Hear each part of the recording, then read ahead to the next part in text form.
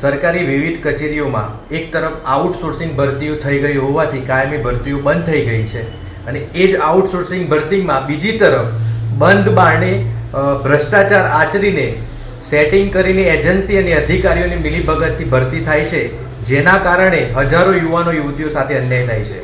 વાત કરવી છે અરવલ્લી જિલ્લા પંચાયતના મહિલા અને બાળ વિકાસ વિભાગની ICDS વિભાગમાં આ પ્રોગ્રામ ઓફિસર અને એજન્સીની મિલીભગતથી છેલ્લા 3 વર્ષમાં પાપા પગલી હોય, NNM હોય કે અન્ય વિવિધ યોજનાઓમાં જે ભરતી કરવાની હોય છે તેમાં જે કાયદેસર સરકારના નીતિ નિયમો પ્રમાણે આઉટસોર્સમાં પણ ફરજિયાત જાહેરાત આપવાની હોય, સ્થાનિક 2 સમાચાર પત્રોમાં એક દૈનિક રાજ્ય કક્ષાના સમાચાર પત્રમાં જાહેરાત આપીને એમાં વયમર્યાદા, શૈક્ષણિક લાયકાત, ફરજનું સ્થળ અને ફિક્સ માસિક વેતન દર્શાવવાનું હોય છે અને ત્યારબાદ ઇન્ટરવ્યૂ અને મેરિટના આધારે પસંદગી કરવાની હોય અને પારદર્શિતાથી ભરતી કરવાની હોય.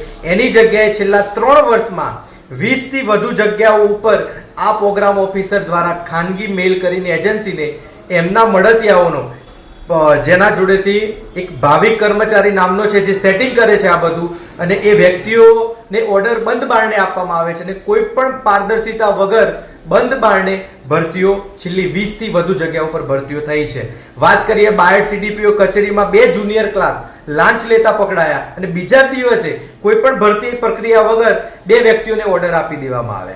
એ રીતે ભાવિક નામના કર્મચારીઓ ઉપર અનેક આક્ષેપો થયા તો એને NNM જિલ્લાની પોસ્ટમાંથી હટાવીને સીધો આધાર કન્સલ્ટમાં નિમણૂક આપી દેવામાં આવી. તો આ કઈ રીતે શક્ય બન્યું? એટલે આ રીતે એક પૂના કન્સલ્ટની જગ્યા ઉપર બેન રજા ઉપર ગઈ તો બીજેની નિમણૂક આપી દીધી અને એ બેન જ્યારે હાજર થઈ તો એને પણ બીજી પોસ્ટ ઉપર નિમણૂક આપી દીધી. એટલે આ રીતે જાણે આ પ્રોગ્રામ ઓફિસરની પેઢી હોય એ રીતે આપણા અરવલ્લી જિલ્લાના હજારો યુવાન યુવતીઓને તક ના આપીને જિલ્લા સદસ્યોના મળતિયાઓને અને એમના મળતિયાઓને બંધ બારણે ઓર્ડર આપીને આ ગેરરીતિ આચરીને મસ્ત મોટો ભ્રષ્ટાચાર કરવામાં આવી રહ્યો છે. જે બાબતે આજરોજ જિલ્લા કલેક્ટર સાહેબને અને જિલ્લા વિકાસ અધિકારી સાહેબને લેખિતમાં રજૂઆત કરવામાં આવી છે.